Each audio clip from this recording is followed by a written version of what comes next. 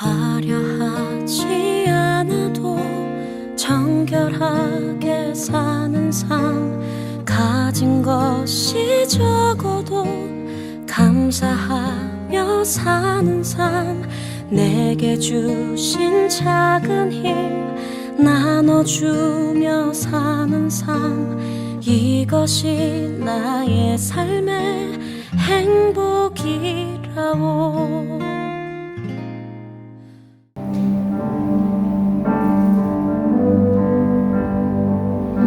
할렐루야, 할렐루야.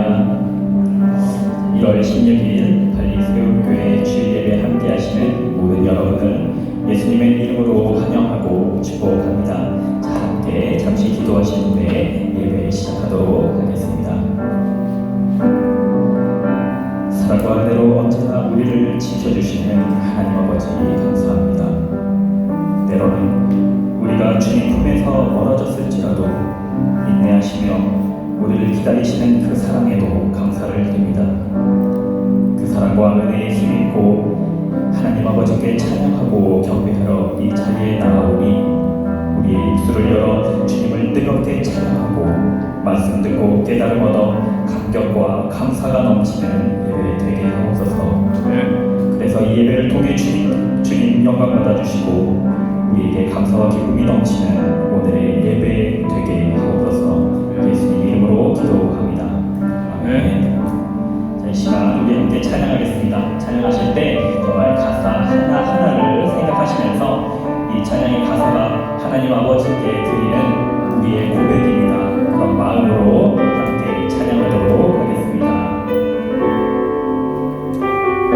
이 땅에 내 삶이 비록 버겁더라도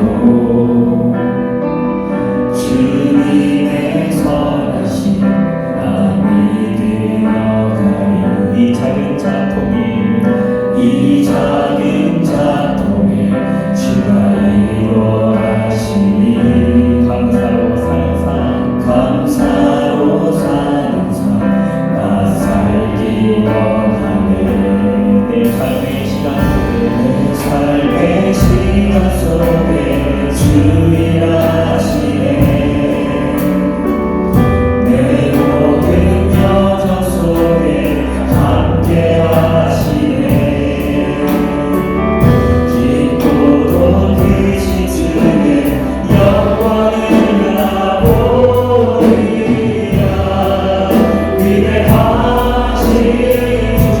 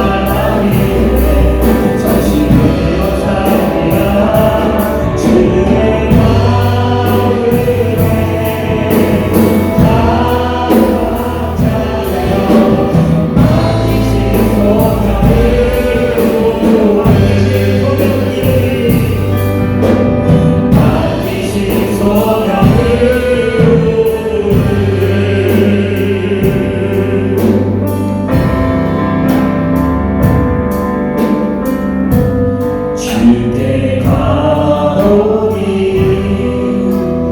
날 새롭게 하시고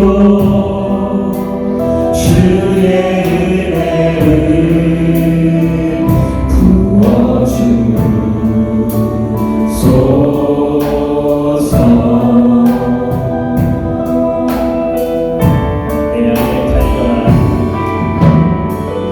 내 안에 발견한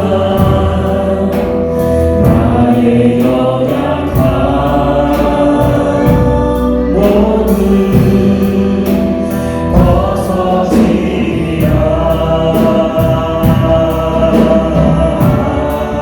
주의 사랑으로 주의 사랑 나를 붙드시고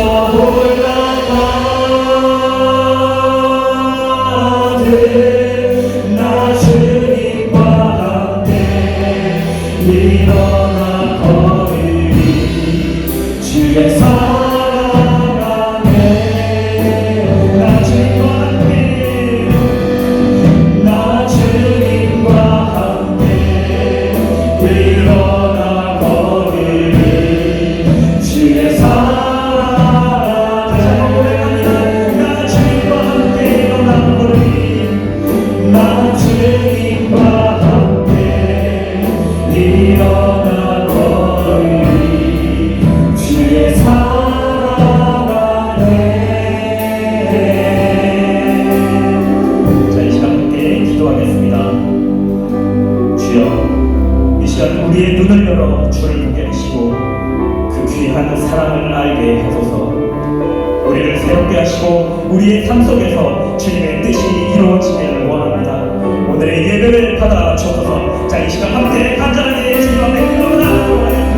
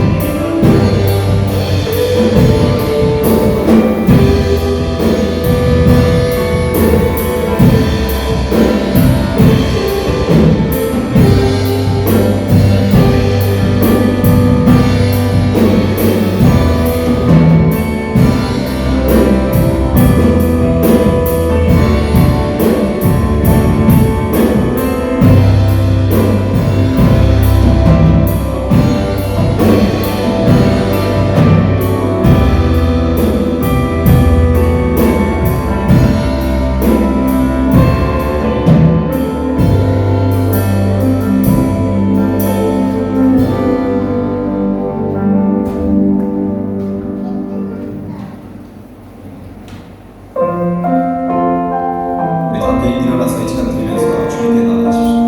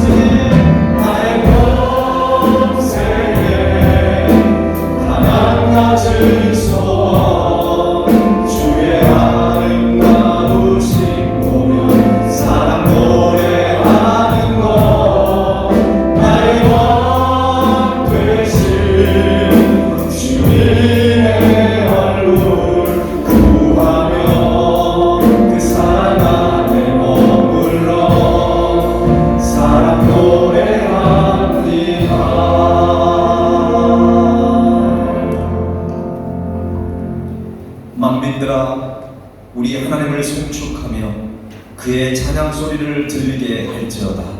그는 우리 영혼을 살려두시고 우리의 실족감을 허락하지 아니하시는 주시로다. 사랑의 하나님, 지난 한 주간도 세상에 살면서 비록 사단의 유혹에 흔들리고 넘어질 때도 있었지만 하나님의 은혜로 이 자리에 나와 예배할 수 있게 하시니 감사와 찬양을 드립니다. 이 시간 하나님께 예배함으로 다시금 주가 주신 힘으로 일어서기를 원합니다. 우리를 붙들어 주옵소서. 예수 그리스도의 이름으로 기도하옵나이다. 아멘. 자리에 앉으셔서 기도드리겠습니다.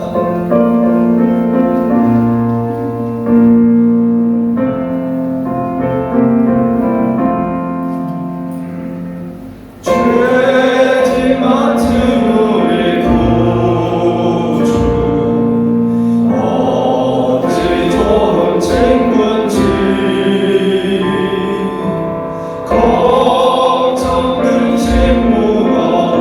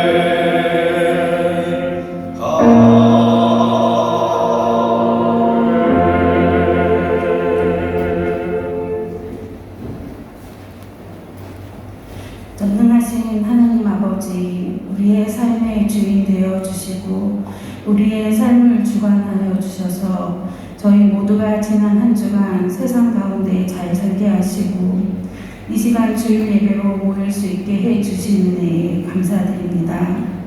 저희의 지난 생활을 돌이켜보면 교만과 시기가 우선시되었고 섬기지 못하였고 기도하지 못했던 나약한 저의 모습을 회개합니다. 용서하여 주시며 사랑의 마음으로 안아주세요.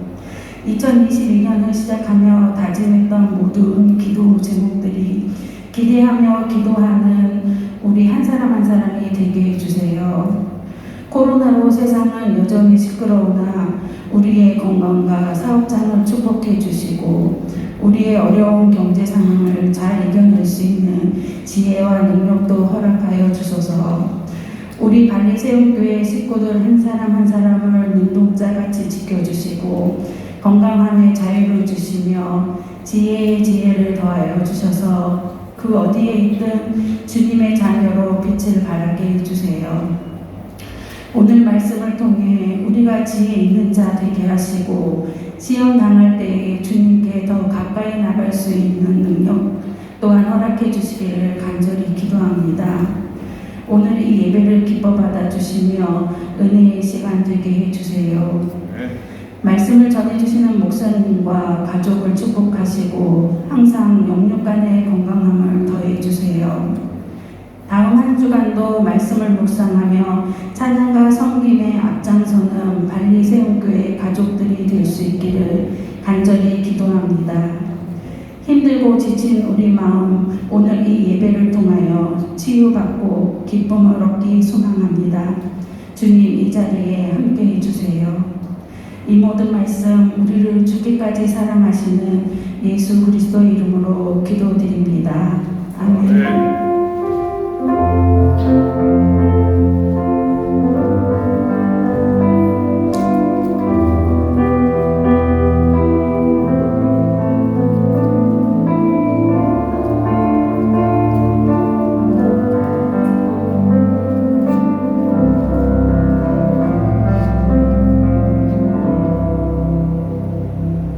드린 예물을 하나님께 봉헌하겠습니다.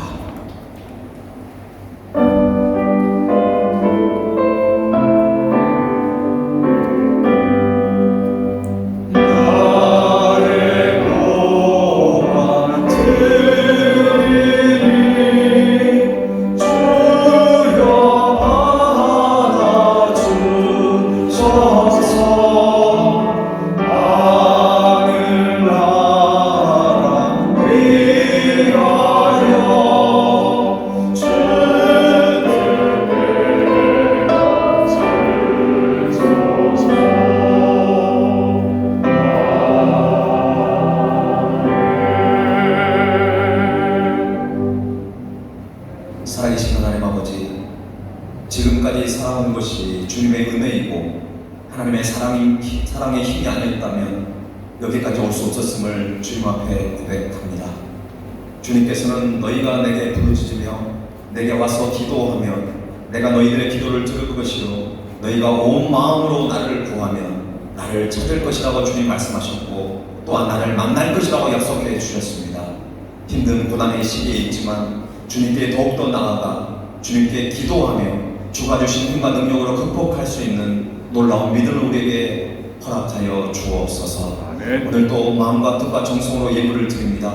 모든 물질이 하나님으로부터 왔다는 사실을 깨닫고 신앙의 고백으로 주님 앞에 기쁨으로 감사함으로 자원하는 심령으로 드려오니 하나님 기뻐 받아주시고 특별히 이 예물을 통하여 죽어가는 영혼을 살리며 이 땅 가운데 하나님의 나라를 세우는 일에 쓰임받는 귀한 예물이 되게 하여 주옵소서. 나라와 민족을 위해 기도합니다. 조국 대한민국 아버지 정치적으로나 경제적으로나 교육적으로 또 여러가지 신앙적으로 바로 서는 나라가 되게 해주셔서 세계 선교 사역을 감당하는 한국교회 그리고 남북 통일을 믿음으로 준비하는 조국 대한민국과 한국교회가 되기를 원합니다. 하나님, 요즘에 많은 북한의 그런 전쟁의 위협 가운데 있습니다. 하나님께서 그 모든 것들을 잠잠케 하시고 하나님, 우리가 기도로 통일을 준비할 수 있는 모든 조국 대한민국이 되게 하여 주옵소서. 또한 우리 교회를 위해서 기도합니다. 하나님께서 뜻이 있어서 개인의 아버지 빗나간 신앙을 세우며 무너져가는 가정을 세우고 세속화되어가는 교회를 세움으로 이 땅에 하나님의 나라를 세우고자 하는 그 사명을 우리에게 허락하셨습니다. 우리 바리새온 교회, 디아스포라 교회의 사명을 감당케 하옵시고 하나님 앞에 칭찬받는 교회, 날마다 구원받는 자가 더하는 교회가 되어서 정말 이 세상 속에 많은 교회 중에 하나가 아니라 정말 하나님을 기쁘시게 하는 교회, 하나님의 마음을 실험케 하는 교회가 되게 하여 주옵소서. 인도네시아와 발리의 경제 상황을 하나님께서 너무나 잘 아십니다. 하나님, 저들의 눈물을 닦아주시고 하루속히 경제가 회복되어져서 주님께서 기뻐하시는 그런 나라와 민족이 될 수 있도록 도와주시고, 이 발리에 있는 한인 동포들 가운데도 사업장들마다 하나님 너무나 힘든 상황 속에 있습니다. 주님께서 모든 걸 아시오니 하나님 길을 열어주시고 이 모든 것을 극복할 수 있는 힘과 능력과 지혜를 더하여 주옵소서. 가정마다 자녀들을 허락하셨습니다. 올 한 해 우리 자녀들과 함께 무엇보다도 하나님을 경외하는 가족, 하나님 앞에 예배하는 가족으로 회복되기를 원하오니 하나님, 우리 모든 가정들을 회복시켜 주심으로 정말 저들이 세상에서 빛과 소금의 칼을 감당할 뿐만 아니라 세상을 믿음으로 정복해가는 복된 가정들로 허락하여 주옵소서. 사랑하는 가족들 세계에 흩어져 있습니다. 부모님, 형제, 자매들, 또 자녀들, 남편, 아내가 떨어져 있습니다. 하나님, 어디든지 예배의 자리를 지키게 하시고 저들이 하나님 앞에 큰 복을 누리며 하나님 앞에 주님이 기뻐하시는 삶을 살아내는 그런 복된 인생이 되게 하여 주옵소서. 오늘도 그냥 형식적이고 매일 드려지는 예배가 아니라 우리 생애 최고 예배를 드리기를 마음에 원하옵고 감사를 드리며 예수 그리스도 이름으로 기도하옵나이다. 아멘.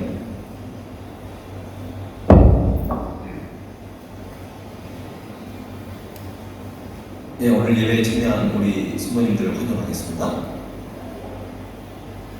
백형민 집사님 가정의 손님이신데요, 홍대선 우리 성도님, 그리고 이성옥 집사님이신데, 네, 죄송하면 잠시만 그 자리에서만 일어나 주시면 우리 저 뒤쪽에 계시는데 우리 큰 박수로 환영하겠습니다.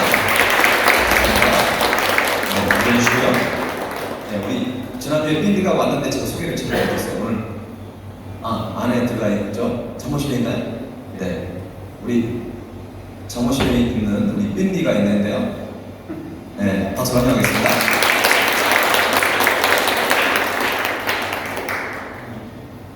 네, 우리 오늘 새로 오신 분들을 축복하고 환영하고 우리 좌우에 있는 현대선배들을 축복하겠습니다. 우리 사랑의 축복해요. 찬양 드리겠습니다. 사랑의 축복해요.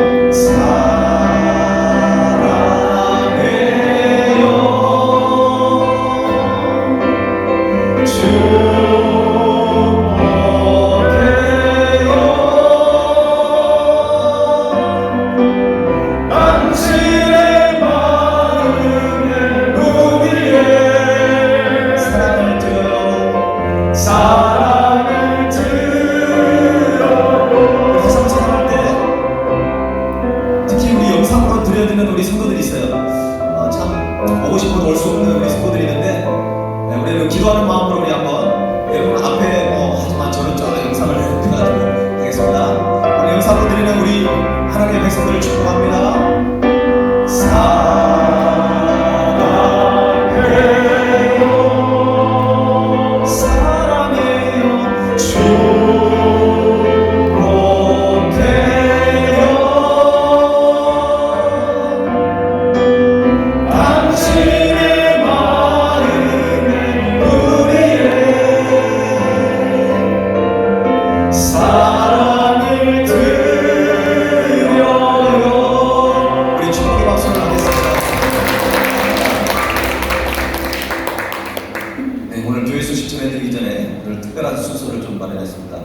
우리 비전하우스 우리 광원 아이들이 특송을 준비했습니다. 우리 박수로 환영할까요?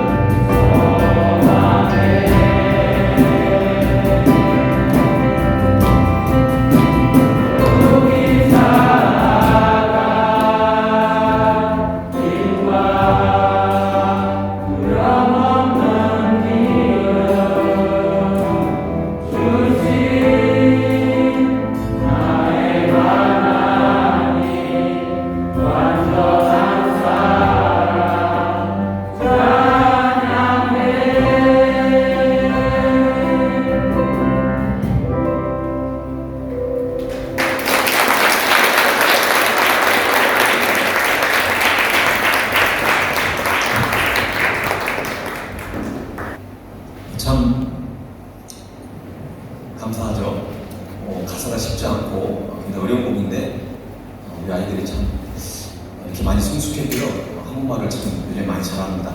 우리 다시 한번 우리 비전하우스 아이들을 축복하면서 축복의 박수 한번 주겠습니다.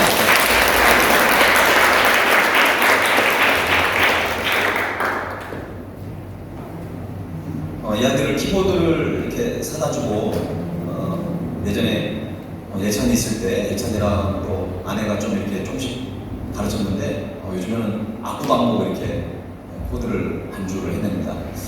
아이들을 통해서 저 아이들이 앞으로 인도네시아의 미래의 영적 지도자가 될 수 있는 그런 일꾼으로 될 줄로 믿고요. 저희들이 이제 1월 첫째 주부터 함께 예배를 하고 있는데 우리가 같은 이제 발리 세운교 성도로 함께 활동을 하고 또 신앙생활하면서 우리가 한인 디아스포라 교회, 우리 디아스포라 교회의 사명을 감당하기 위해서는 우리가 저들과 함께 힘을 합쳐서 이 사역들을 해나갔으면 좋겠습니다. 교회 소식을 전해드리겠습니다. 오늘 예배에 참여한 여러분들 중매를 환영하고요. 올해 교회 표어는 참된 경건을 이루는 삶입니다. 이걸 꼭 기억하시면서 주일만 참된 경건을 이루는 것이 아니라 우리의 삶의 현장 속에서 참된 경건을 이루어가는 우리 모든 성도들이 됐으면 좋겠습니다. 다음 주 주일 예배 시에는 세례식이 있겠습니다. 그리고 2022년 대학 입시 설명회와 정체성 특강을 발리세움 한글학교 주관으로 진행하게 됩니다. 1월 29일 날 토요일입니다. 오전 10시부터 12시까지 두 가지를 하게 되는데요. 먼저 정체성 특강을 전 자카르타 그 국제학교 직스 사회교사로 사역하셨던 우리 백현규 집사님 이제 저희 교회도 이제 오셨는데 이제 한글학교 선생님들도 같이 지금 사역을 하게 됩니다. 아주 재미있고 아주 유익한 강의입니다. 여러분 정체성 특강 부모님과 함께하는 아이들과 함께하는 그런 시간들입니다. 그리고 대학 입시 설명회를 곧바로 제가 진행을 하게 되고요. 여러분 한글학교 위치는 잘 아실 겁니다. 레벨 21 뒤쪽에 그 근땡비로라고 하는 그 건물에 있습니다. 다음 주에 좀 더 자세한 광고는 또 드리겠습니다. 여러분 주위에 많이 홍보해 주셔가지고 저희가 2월 첫째 주에 발리 세움 한글학교를 이제 개학식을 하게 되는데 개학식을 앞두고 이런 순서를 마련합니다. 우리 아이는 초등학생이니까 아직 어렵지 이라는 생각을 하시면 안 됩니다. 대학 입시는 빨리 준비할수록 유리하니까 여러분 꼭 참여하시고 또 주위에도 많이 홍보해 주시면 좋겠습니다. 다음 주에 2022년도 사역계획 및 예결사안 때문에 운영위원회 주일 예배 후에 모이도록 하겠습니다. 주 발리 분관에서 KF94 마스크를 배보를 한다고 합니다. 여러분 내일부터 배보를 하게 되는데 시간과 장소, 수량, 또 신분증 원본을 지참해야 한다고 하니까 여러분 참고하시면 될 것 같습니다. 방역수칙 여러분 준수해 주길 바라고요. 저희 교회는 인도네시아 선교 통역 서비스를 제공하고 있습니다. 지금 잠옷실에서 지금 하고 있는데 저희가 지금 움직이지 않고 이 자리에 함께 예배할 수 있는 그 시스템을 저희들이 준비하고 있습니다. 여러분 많이 기도해 주시고 그렇게 도와주시면 좋을 것 같고 다문화 가정도 우리가 다 올 수 있으니까 여러분 항상 교회의 그런 부분들을 알고 홍보해 주시면 좋을 것 같습니다. 오늘 우리에게 주신 하나님의 말씀을 함께 보겠습니다. 야고보서 1장 5절에서 8절입니다.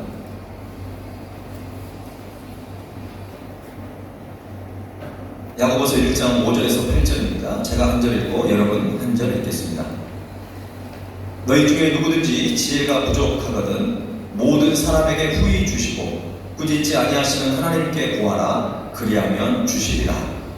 오직 믿음으로 구하고 조금도 의심하지 말라. 의심하는 자는 마치 바람에 밀려 요동하는 바다 물결 같으니 이런 사람은 무엇이든지 죽게 얻기를 생각하지 말라. 두 마음을 품어 모든 일에 정함이 없는 자로다. 아멘. 어느 영어 유치원에서 일어난 일입니다. 평범한 유치원이 아니라 영어로 진행하는 그런 영어 유치원입니다. 영어 유치원에서 선생님이 아이들에게 두 손을 쫙 펴가지고 아이들한테 묻습니다. 자, 이것을 영어로 뭐라고 하지요? 하니까 영어 잘하는 주영자매, 주영 어린이가 대답합니다. 핑거요 라고 얘기합니다. 예. 그래가지고 이제는 영어 선생님이 주먹을 딱 짚고 자, 이거는 또 영어로 뭐라고 할까요? 그랬더니 또 아이들이 얘기합니다. 안 핀 거요. 이렇게. 예. 한 절반은 이해하시고 절반은 이해를 못 하셨는데요. 예, 이따가 예배 끝나시면 왜 웃었는지를 꼭 물어보시기 바랍니다. 이런 특성이 아이들이 어떤 가지고 있는 영리함인 것 같습니다. 나이가 어리더라도 그 지혜가 없는 것이 아니라 이 어린 아이들도 지혜가 있는 것입니다. 목사하고 유치원 교사였던 로버트 풀검이라는 분이 있습니다. 이분이 오래전에 책을 썼죠. 이게 굉장한 베스트셀러였는데요. 내가 정말 알아야 할 모든 것은 유치원에서 배웠다라고 하는 책이 있습니다. 굉장한 베스트셀러였습니다. 그는 지혜는 대학원이라는 산곡도에 있는 것이 아니라 유치원의 모래성에 있다고 그렇게 말을 했습니다. 인생의 실패는 유치원에서 배운 단순한 진리를 삶의 실천에 옮기는 데 있다고 그는 지적을 합니다. 사실 인생의 성숙이라는 것은 유치원에서 배운 그 삶을 어떤 우리의 삶에 적용하는 것으로 이루어지는 것이라고 말할 수 있습니다. 한국 사람에게서 흔히 볼 수 있는 이름 중에 하나는 지혜라는 이름이죠. 우리 성도 안에도 지혜가 있는데요. 아마 여러분이 알고 있는 사람 중에 지혜라는 사람이 한두 분 정도는 다 있을 거예요. 왜 이 이름을 지을 때 지혜라는 이름을 많이 짓습니까? 그만큼 우리의 인생에 있어서 꼭 필요한 것이 지혜라는 것입니다. 삶의 지혜가 필요한 거죠. 오늘 설교 본문인 야고보서는 예루살렘 교회 지도자였던 예수님의 형제인 야고보가 기록했다고 지난주에 제가 말씀을 드렸습니다. 이 편지는 스데반 집사의 순교 이후에 거세게 불어닥친 어떤 기독교에 대한 핍박을 피해서 여러 지역으로 흩어졌던 그런 성도들에게 보내진 편지입니다. 이들은 유대교에서 개종한 기독교인들로서 아직은 성숙한 신앙을 이루기보다 그냥 기독교의 핍박을 받아서 많이 흩어져서 지금 살아가고 있습니다. 그러다 보니까 어떤 조그만 시험 속에서도 흔들리고 그들이 많은 갈등 가운데 빠질 수밖에 없었다는 것입니다. 이렇게 신앙적으로 흔들리고 있었던 성도들에게 야고보서는 그들이 당하는 시험과 그 도전 앞에서 어떻게 그것을 극복하고 대처해 나가야 될지를 바로 오늘 이 야고보서를 통해서 말씀하고 있다는 것입니다. 그래서 야고보서는 신앙생활을 시작하는 사람들에게도 많은 도움이 되는데요. 마치 예수님께서 산상수훈을 말씀하신 것처럼 우리에게 삶의 어떤 신앙의 구체적인 부분들을 다루고 있습니다. 그래서 어떤 분은 야고보서를 신약의 잠언서라고 그렇게 부르기도 합니다. 여러분, 누구든지 시험을 당하면 당황을 합니다. 무엇을 어떻게 해야 될지 잘 모를 때가 있어요. 그리고 절망에 빠져 우왕좌왕하게 되고 막 정신을 차릴 수 없게 되는 것입니다. 이때 가장 필요한 것이 무엇입니까? 맞습니다. 바로 이것을 헤쳐나갈 수 있는 지혜가 필요한 것입니다. 정신을 차리고 내가 무엇을 어떻게 해야 하는지를 생각하는 것입니다. 그래서 야고보는 시험을 당해 고통 가운데 있는 성도들에게 먼저 지혜를 구하라고 이 1장에 이렇게 말씀하고 있는 것입니다. 본문 5절 말씀을 다시 한번 읽어볼까요? 자, 5절 시작. 너희 중에 누구든지 지혜가 부족하거든 모든 사람에게 후히 주시고 꾸짖지 아니하시는 하나님께 구하라. 그리하면 주시리라. 여기에서 지혜라고 번역되는 단어는 원래 헬라어 원어를 보면 소피아스라는 단어입니다. 소피아스는 원형이 소피아입니다. 소피아. 여러분, 고대 지혜자들, 철학자들을 얘기할 때 소피스트라는 말을 쓰잖아요. 그죠? 이게 소피아에서 온 것입니다. 이 단어는 자연과 인생의 비밀을 파악하는 능력과 더불어 일반적으로 다양한 문제를 해결하는 데 필요한 어떤 지식을 나타낼 때 이 소피아라는 단어를 사용합니다. 그런데 여기서 야고보는 이 단어를 경건과 그리고 올바른 신앙생활을 위해서 어떤 영적인 분별력을 가지라고 하는 의미로 사용하고 있는 것입니다. 그러니까 우리가 지난주에 하나님이 주신 어떤 테스트, 어떤 트라이얼이라고 하는 어떤 시련, 이런 것들을 우리가 극복할 수 있는 그런 지혜를 바로 오늘 말씀하고 있는 것입니다. 그러니까 지혜라고 하는 이 단어가 오늘 시험이라고 하는 단어와 연관돼서 우리가 생각을 해야 한다는 것입니다. 다시 말해서 인간의 사색이나 학습 또는 경험에서 얻어지는 지혜가 아닙니다. 하나님으로부터 오는 계시이고 영적인 지혜를 말하는 것입니다. 따라서 야고보가 말하는 지혜는 하나님의 지혜를 말하는 것이죠. 예수님을 믿고 살아가는 크리스찬인에게도 고난은 찾아옵니다. 아니, 어떻게 보면 믿음을 가지고 살아가면 고난이 더 찾아오는 것 같아요. 이런 현상을 우리는 이상하게 여기지 말라고 지난주에 우리가 말씀을 나눴죠. 그런데 고난 속에서는 모든 것이 힘들고 괴롭습니다. 어떤 분은 여기서 헤어나지 못해서 나는 더 이상 행복하지 못할 것이라고 단정해 버리기도 합니다. 하나님이 나를 연단하기 위해서, 나에게 보다 더 성숙한 신앙의 삶을 위해서 우리에게 시련을 주셨는데도 불구하고 그것을 깨닫지 못하고 그것을 신앙적으로 받아들이지 못한다면 어때요? 때로는 하나님의 뜻을 거부할 때도 있다는 것입니다. 고난을 사용하시는 하나님의 뜻을 깨닫지 못하면 언제나 마음이 어둡고 한숨만 나오게 된다는 것입니다. 그래서 하나님의 지혜가 우리에게 정말 필요한 것입니다. 지식이 많다고 지혜가 많은 것은 절대 아닙니다. 지혜는 지식 그 이상입니다. 지혜는 하나님께 대한 적극적인 믿음이 동반된 지식이라는 것입니다. 그러므로 지혜는 고난이 하나님의 도우심과 구원을 보게 하는 하나의 수단으로 사용된다는 그 믿음을 갖게 만드는 것입니다. 자, 그렇다면 우리가 시험을 이기는 하나님의 지혜를 얻기 위해서는 어떻게 해야 하겠습니까? 한번 첫 번째 읽어보겠습니다. 시작. 하나님을 경외할 때 지혜를 얻습니다. 우리가 어떤 단편적인 지식을 잡다하게 많이 가지고 있다고 해서 그를 지혜로운 사람이라고 말하지 않습니다. 또한 더 중요한 지혜를 버리고 작은 지혜에 집착하는 자 역시 지혜로운 자가 아닙니다. 그러므로 설령 만물이 운행하는 법칙을 다 안다고 할지라도 그것을 지으시고 운행하시는 이가 누구인지를 잘 알지 못하고 그것에 관심을 갖지 못한다고 한다면 그 사람은 진정한 지혜자일 수 없는 것입니다. 진정 지혜로운 자는 이 세상에 창조된 원칙과 그리고 목적을 알고 그 안에서 인간이 가지는 위상을 기억하여 그에 맞게 행하는 사람만이 참된 지혜자가 되는 것입니다. 그러므로 잠언서에는 이렇게 말씀하고 있습니다. 잠언 9장 10절 말씀입니다. 같이 한번 읽어봅시다. 시작. 여호와를 경외하는 것이 지혜의 근본이요 거룩하신 자를 아는 것이 명철이니라. 아멘. 천지의 창조주이시며 만물의 주제이신 여호와 하나님을 알지 못하는 자가 많은 지식을 가지고 있다고 해서 얻는 유익이 무엇이겠습니까? 비록 어떤 유익을 얻는다 할지라도 그것은 이 땅을 사는 동안 어떤 자신의 육신만을 즐겁게 하는 일시적인 유익에 불과하다는 것입니다. 그럼에도 불구하고 오늘날까지도 사람들은 하나님을 알기에 고의로 기피하고 지극히 인본주의적인 지혜만을 발달시켜가고 있습니다.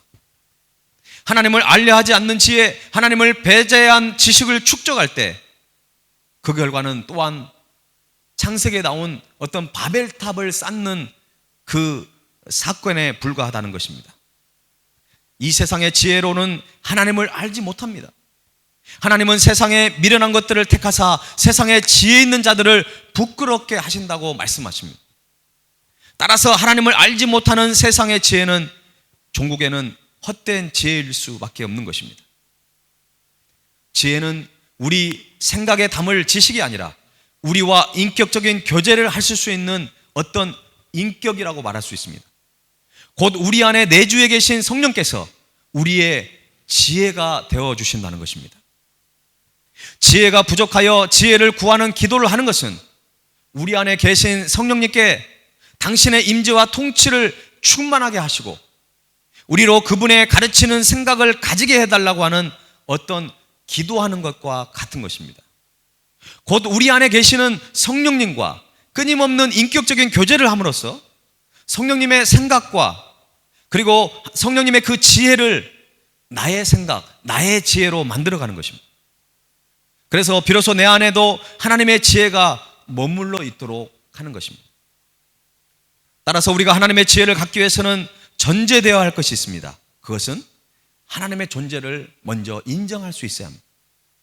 그리고 그분을 두려워하고 존경하는 마음을 가질 때 이것이 가능하게 된다는 것입니다. 우주 만물을 창조하시고 우리 인간을 창조하시고 우리의 생사화복을 주관하시는, 그리고 우리의 삶의 주인 되시는 그 하나님을 경외하는 저와 여러분이 될 수 있기를 간절히 바랍니다. 그래서 하나님의 지혜를 다 소유할 수 있기를 주님의 이름으로 축원합니다. 두 번째로 우리가 시험을 이기는 그냥 지혜가 아니라 시험을 이기는 지혜, 시험을 이기는 하나님의 지혜를 얻기 위해서는 두 번째로는 한번 읽어보겠습니다. 시작. 하나님께 지혜를 구할 때 얻을 수 있습니다. 시련 속에서 승리했던 수많은 신앙의 선배들의 공통점은 그들이 하나님께 지혜를 구했다는 것입니다. 다윗이 그랬습니다. 사무엘상 18장 14절에 보면 이런 말씀이 있어요. 다윗이 그의 모든 일을 지혜롭게 행하니라. 여호와께서 그와 함께 계시니라. 하나님 앞에 지혜를 구하고 하나님께 모든 것을 상의하고 하나님께 기도하는 사람에게 하나님은 함께 하신다는 것입니다. 그러니까 기도하지 않고 하나님께 구하지 않으면 하나님이 함께 할 수 없어요. 어떤 사람이 기도 안 합니까? 내 생각, 내 경험, 내 지식으로 살려고 하기 때문에 기도하지 않는 것입니다. 기도한다는 것은 나의 모든 삶을 주님께 의탁한다는 것입니다. 나의 삶의 문제를 주님께 맡겨드리면서 그분과 상의한다는 것입니다. 모든 문제의 해결의 출발이 주님께로 있다고 하는 것들을 우리가 고백하며 나아가는 것입니다. 우리가 지혜하면 떠오른 사람이 있죠. 솔로몬 왕입니다. 솔로몬이 하나님께 지혜를 구할 때 하나님은 매우 기뻐하셨어요. 그가 1000번제를 드린 다음에 하나님이 이제 너가 원하는 것이 무엇이냐 구하라. 근데 지혜를 구했다는 거예요. 열왕기상 3장 10절에서 13절 말씀을 한번 보겠습니다. 자, 제가 10절 여러분 한 절 읽겠습니다. 솔로몬이 이것을 구하매 그 말씀이 주의 마음에 든지라.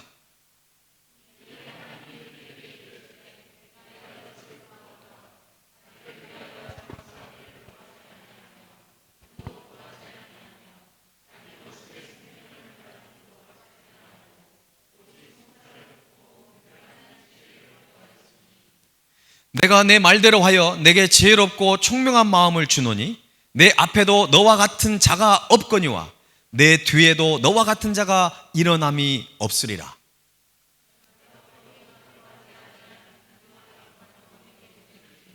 내 평생의 왕들 중에 너와 같은 자가 없을 것이라. 아멘. 솔로몬이 왜 부를 구하지 않고 명예를 구하지 않고 자기가 장수하는 걸 구하지 않았을까요? 여러분, 솔로몬이 저는 이미 지혜로운 자라고 생각을 해요. 하나님 안에는 모든 것이 있습니다. 우리가 하나님 안에 있는 모든 것을 하나하나 구하는 것보다 주님이 내 삶의 모든 것을 알아서 해주세요. 주님을 내 삶의 주인으로 모십니다. 우리는 주님을 필요로 하는 것입니다. 여기서 지혜를 달라고 하는 것은 주님이 나에게 필요합니다라고 지금 기도하고 있는 것이에요. 하나님은 그걸 알았던 거죠. 그러니까 하나님은 너무나 기뻐하셨다는 것입니다. 솔로몬이 지혜를 구했을 때 하나님께서 기뻐하신 이유는 바로 그가 세상 지혜를 구하는 것이 아니라 하나님의 지혜를 구했다는 것입니다. 이 말은 자신이 비록 모든 것을 가진 왕이었지만 주님의 지혜가 반드시 내 삶에 필요하다는 것을 겸손히 인정하고 있는 것입니다. 오늘 본문 말씀을 자세히 보면 우리가 시험을 이기는 하나님의 지혜를 구하는 데 있어서 기억해야 할 두 가지가 있습니다. 그것은 뭐냐면 믿음으로 구해야 한다는 것입니다. 6절과 7절 말씀을 한번 보겠습니다. 6절 7절 같이 읽어보겠습니다. 오직 믿음으로 구하고 조금도 의심하지 말라. 의심하는 자는 마치 바람에 밀려 요동하는 바다 물결 같으니 이런 사람은 무엇이든지 주께 얻기를 생각하지 말라. 오직 믿음으로라는 말은 두 가지 의미를 가지고 있습니다. 먼저는 하나님의 지혜를 얻을 수 있는 다른 방법이 없다라는 것을 지금 강조하고 있는 표현입니다. 그러니까 오직 믿음으로 구해라, 이 말은 여러분 믿음으로 구해야지만이 하나님의 지혜를 얻을 수 있다는 말씀입니다. 사실 이것은 너무나 당연한 것이죠. 하나님으로부터 오는 지혜는 하나님의 존재는 물론이고 하나님께서 죄인을 구원하기 위해 이 땅에 예수 그리스도를 보내시고 십자가의 죽으심으로 우리의 모든 죄를 용서해 주신 것들을 받아들여야지만이, 그것으로 믿음으로 받아들여야지만이 우리가 하나님의 지혜를 얻을 수 있다는 것입니다. 그러니까 하나님을 향한 분명한 신앙 고백이 전제되어야 한다는 것입니다. 교회에 출석한다고 해서 가족 중에 크리스찬이 있거나 어떤 목회자가 있다고 할지라도 자동적으로 얻어지는 것이 절대 아닙니다. 신앙 고백은 지극히 개인적인 것입니다. 신앙은 여러분과 하나님과의 아주 1대1의 관계인 거예요. 그 누구도 대신할 수 없습니다. 오직 믿음으로라는 말씀의 또 다른 의미는 우리의 마음에 예수님을 믿고 삶의 주인으로 모셨을 때는 반드시 주신다는 어떤 확신을 가지라는 것입니다. 우리가 하나님께 기도를 할 때 하나님의 약속을 붙잡고 하는 것이 중요합니다. 그리고 하나님의 약속에 대해서 의심하지 않는 신실한 믿음을 가지는 것도 굉장히 중요한 것이죠. 누구든지 예수님을 구주로 영접하게 되면 성령님께서 내주하십니다. 그러니까 예수님을 믿으면 어떻게 돼요? 성령님을 선물로 준다고 이렇게 사도행전에 말씀하고 있지 않습니까? 성령님이 우리 안에 내주하고 계세요. 그래서 언제나 하나님의 지혜가 필요하면 성도 안에 거하고 계시는 그 성령님께 우리는 구하면 되는 것입니다. 예수님을 영접하고 삶의 주인으로 모시고 살아가는 그리스도인들에게는 전혀 어렵지 않는 것입니다. 작은 배가 몇 시간 동안 폭풍우에 시달리게 되었습니다. 그런데 드디어 폭풍우가 잠잠해지고 바다는 고요해졌습니다. 그런데 엔진이 고장나서 배는 며칠 동안 표류를 하게 되었어요. 마침내 배 안에는 마실 물이 바닥이 나가지고 더 이상 먹을 물이 없습니다. 승객들은 목이 말라서 죽어가고 있었어요. 그때 저 수평선 너머에 큰 배가 천천히 다가오고 있습니다. 승객들은 어때요? 있는 힘을 다해서 큰 배를 향해 소리쳤어요. 물 좀 주시오! 그러자 큰 배에서 들려오는 소리는 이런 소리였습니다. 물동이를 내려요. 여기는 아마존강입니다. 라고 얘기를 했다. 배가 파도에 밀려 바다에서 강으로 거슬러 올라간 줄도 몰라가지고 물이 옆에 있는데도 불구하고 그 물을 마시지 못하고 죽어가는 그런 일들을 경험했다는 것입니다. 사랑하는 여러분, 우리 인생의 문제의 해답은요, 하나님의 지혜입니다. 근데 하나님의 지혜는 멀리 있는 게 아니에요. 여러분 아주 가까이 계시고, 아니 여러분의 안에 있습니다. 여러분 어떤 문제가 닥치고 시험이 닥치면 어때요? 막 답답하죠. 이 문제를 도대체 어떻게 해결해야 될까? 이 문제의 해답을 어디서 찾아야 될까? 누구에게 가야 될까? 여러분 그렇지 않습니다. 여러분에게 그 해답은 매우 가까이 있어요. 여러분의 안에 내주하고 계시는 그 성령님께 지혜를 구하면 되는 것입니다. 우리가 시험을 이기는 하나님의 지혜를 구하는 데 있어서 기억해야 또 다른 한 가지는 두 마음을 품지 말아야 한다는 것입니다. 8절 말씀 읽어봅시다. 시작. 두 마음을 품어 모든 일에 정함이 없는 자로다. 두 마음이라는 것은 원어에 보면 망설이는 마음, 동요하는 마음, 의심하는 마음을 말합니다. 이러한 마음은 상황에 따라 변할 수 있는 마음으로 일관성 있는 태도를 기대하기 힘듭니다. 어떤 시험과 고난이 닥칠 때 사람의 마음은 더 흔들리게 되잖아요. 그죠? 이럴 때 흔들리지 말아야 한다는 것입니다. 하나님께 기도는 하지만 기도가 응답되지 않았을 때 생각하고 자기 나름대로 준비하는 사람들이 있어요. 마치 이런 사람들이죠. 하나님, 오늘 제가 중요한 일이 있으니까 비가 오지 않게 해주세요. 그러면서 집에서 외출할 때 우산을 반드시 챙겨가는 사람이 있어요. 이거는 우리의 신앙과 삶이 일치가 되지 않는 것입니다. 내가 오늘 기도했다면 그 기도가 응답될 것을 믿고 확신해서 그렇게 나아가는 것입니다. 우리가 하나님께 기도를 한다는 것은 내 자신의 힘과 능력이 아닌 하나님의 능력과 하나님의 지혜로 우리가 살아가겠다고 하는 그 우리의 신앙의 고백인 것입니다. 그런데 하나님께 마음을 다해 기도하지 않고 여전히 세상적인 방법, 세상적인 지혜와 구분하지 않고 복잡하게 만들어 가지 말라는 것입니다. 그러니까 두 마음을 품지 말라는 얘기는 바로 그런 말씀이에요. 여러분, 작은 지혜는 눈에 잘 띄지만 큰 지혜는 진정 지혜로운 사람이 아니면 볼 수 없다라는 말씀이 있습니다. 하나님의 지혜는 작은 지혜가 아니에요. 하나님의 지혜는 어떤 작은 정보들을 모아놓는 그 단순한 지혜가 아닙니다. 엄청난 큰 지혜. 근데 그 지혜를 볼 수 있는 눈은 아무 애가 있는 게 아니에요. 내 안에 예수 그리스도를 삶의 주인으로 모신 자들, 우리가 진정으로 거듭난, 예수님 안에 거듭난 자만이 이 하나님의 지혜를 볼 수가 있는 것입니다. 쉽지만 굉장히 어려운 거예요. 하나님의 지혜로 살아가려고 우리는 합니다. 그런데 우리는 때로는 장벽에 부딪힐 때가 있어요. 4가지 장벽을 좀 소개하려고 합니다. 첫 번째는 감사가 없는 삶입니다. 하나님의 지혜로 살려고 하는데 감사가 없어요. 하나님의 은혜에 감사할 줄 모르는 삶은 가장 무지한 삶입니다. 고급 정보를 아는 것보다 하나님의 은혜를 아는 것이 가장 중요한 지식이에요. 자신의 삶에 만족하지 못하고 감사를 잃어버린 삶은 매우 불행한 인생인 것입니다. 하나님의 지혜를 가진 자는 반드시 감사하며 살아가는 겁니다. 여러분이 지금 감사하지 못한다고 한다는 것은 그것은 하나님의 지혜가 지금 없는 것입니다. 두 번째는 외모로 판단하는 삶입니다. 외형이 멋지고 비싸다고 다 좋은 것은 아닙니다. 외형보다, 눈에 보이는 것보다 눈에 보이지 않는 것이 훨씬 중요한 그런 것들이 너무나 많잖아요. 여러분, 넓고 편하고 안전해 보이는 길만 찾아서 간다고 인생이 행복한 것은 아니에요. 때로는 신앙생활의 신비는 좁은 길, 험한 길을 걸어가는데도 불구하고 그 안에 진정한 행복을 누리는 것, 그것이 바로 우리 신앙인의 정체성이라는 것입니다. 자, 이제 하나님의 지혜로 살아가라는데 4가지 장벽 중에 3번째는 소리만 큰 삶입니다. 교회와 성도는 누가 알아주지 않더라도 조용히 이웃사랑을 실천하는 삶입니다. 그래서 세상에서 빛과 소금의 역할을 감당하며 살아가야 합니다. 막 나를 떠들어대고 우리 교회를 막 홍보하고 그게 아니에요.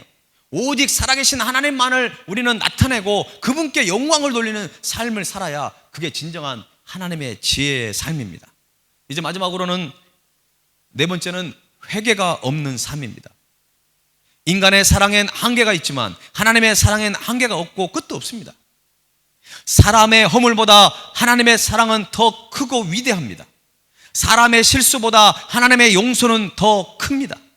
사람의 죄보다 하나님의 은혜는 더 크고 위대하다는 것입니다. 여러분, 하나님의 지혜를 가진 사람은 잘못을 깨닫고 겸손하게 회개할 수 있는 사람입니다. 회개는 저주가 아니라 축복임을 여러분 꼭 믿을 수 있기를 바랍니다. 회개를 자주 하는 사람이 복받은 사람이에요. 나는 회개할 게 없다? 좀 심각한 신앙의 교만함에 빠져 있는 분입니다. 어느 순간에 주일날 교회 와서 딱 앉아서 우리는 무슨 기도를 할까요? 뭐 달라고 기도할 것이 아니라 지난 한 주간의 삶을 돌아보면서 우리가 회개하는 것이죠. 아까 집사님이 기도한 그 제목처럼 내가 한 주간 살아가면서 주님을 잃어버리고 주님이 원하시는 삶을 살아내지 못한 것에 대한 회개가 우리 가운데 있어져야 합니다. 회개를 해야 우리가 바로잡을 거 아닙니까? 내가 잘못한 것을 알아야 이제 바른 삶의 길로 우리가 들어설 거 아닙니까? 회개의 삶이 우리가 진정한 믿음의 삶, 그리고 복된 인생을 살아가는 그런 시작이 된다는 것입니다.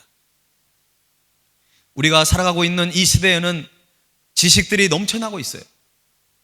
앞으로 AI가 사람들에게 엄청난 지식을 제공해 줄 것입니다. 하지만 AI가 줄 수 없는 게 있어요. 그건 하나님의 지혜예요. 하나님의 지혜는 AI가 대신할 수 없습니다. 따라서 우리는 하나님께로 나아가서 세상을 이길 수 있는, 시험을 이길 수 있는 하나님의 지혜를 구해야 한다는 것입니다. 우리가 하나님께 나아가 하나님의 지혜를 구하는 것은 부끄러운 일이 아니에요. 이것을 하나님께서는 오히려 기뻐하신다는 것입니다. 그리고 지금도 여러분에게 기다리고 있어요. 하나님은 우리에게 말씀하십니다. 왜 너는 너의 생각대로만 그 일을 해결하려고 하니? 왜 너의 지식으로만, 왜 너 혼자 힘들어하고, 왜 너 혼자 전전긍긍하고 있냐? 너의 경험으로만 그 문제를 풀려고 하니라고 주님은 우리에게 말씀하고 있는 것입니다. 5절 말씀을 한번 보시기 바랍니다. 너희 중에 누구든지 지혜가 부족하거든. 우리는 부족할 수밖에 없어요. 인간은 연약한 존재입니다. 모든 사람에게 후히 주시고 우리가 구하는 것보다 훨씬 많은 것들로 채워주신다는 것입니다. 꾸짖지 아니하시는 하나님께 구하라. 그리하면 주시리라. 할렐루야. 구하고 찾고 두드린 사람에게 하나님은 주시고 찾을 수 있도록 그 문을 열어주신다는 것입니다. 사랑하는 여러분, 먼저 살아계신 하나님을 경외할 수 있기를 바랍니다. 하나님을 경외하는 것이 하나님의 지혜로 들어가는 출입문임을 여러분 꼭 기억하셔야 합니다. 그리고 오직 믿음으로 하나님의 지혜를 구하십시오. 두 마음을 품지 마세요. 하나님의 지혜를 가진다면 어떤 시련과 어떤 시험이 찾아올지라도 반드시 승리하게 될 줄로 믿습니다. 올 한 해 우리는 참된 경건을 이루기 위해서 결단했습니다. 참된 경건을 이루고 가기 위해서는 무엇보다도 하나님의 지혜가 필요합니다. 시험을 이기고 세상을 이길 수 있는 하나님의 지혜를 구하고, 여러분 내일 구하지 마세요. 오늘 지금 이 순간 그 하나님의 지혜를 구하십시다. 하나님은 우리에게 주시려고 이미 준비하셨습니다. 이 하나님의 지혜를 구하고 소유할 수 있는 저와 여러분이 될 수 있기를 주님의 이름으로 간절히 축원합니다. 오늘 이 말씀을 생각하면서 우리 그 자리에서 결단하는 마음으로 일어나서 이 찬양 드리도록 하겠습니다.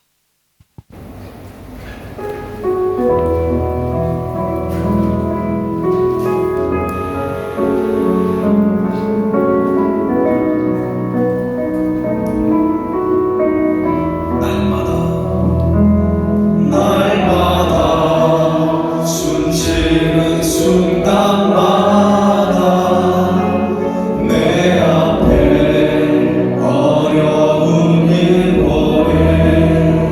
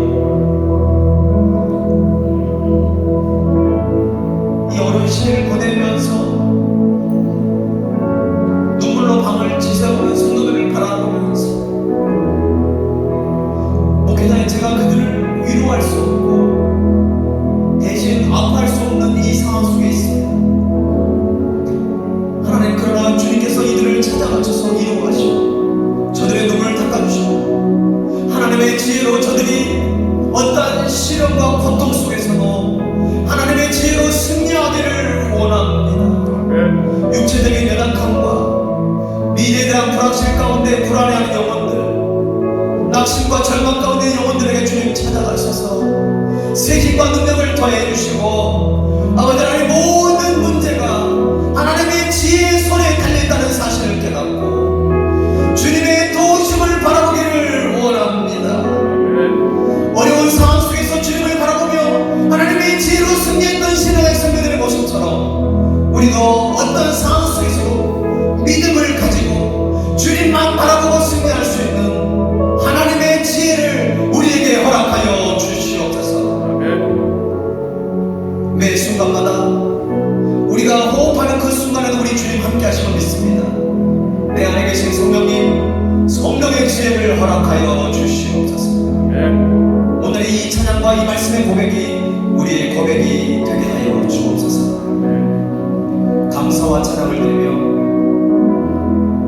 지금은 우리를 위해 십자가의 길을 걸어가신 주 예수 그리스도의 은혜와 독생자 예수 그리스도를 이 땅에 아낌없이 보내주신 하나님 아버지의 그 크신 사랑과 성령님의 동행하시고 그 성령님의 지혜가 오직 주님만을 바라보며 나아가는 우리 사랑하는 달리스럽게 모든 성도들과 고난과 역경 속에 빠져 헤매는 많은 하나님의 백성들을 위해 그곳에 곁들여서 복음을 선포하시는 모든 성산의 사역 위에 지금부터 영원토록 함께 하시기를 간절히 축원하옵나이다.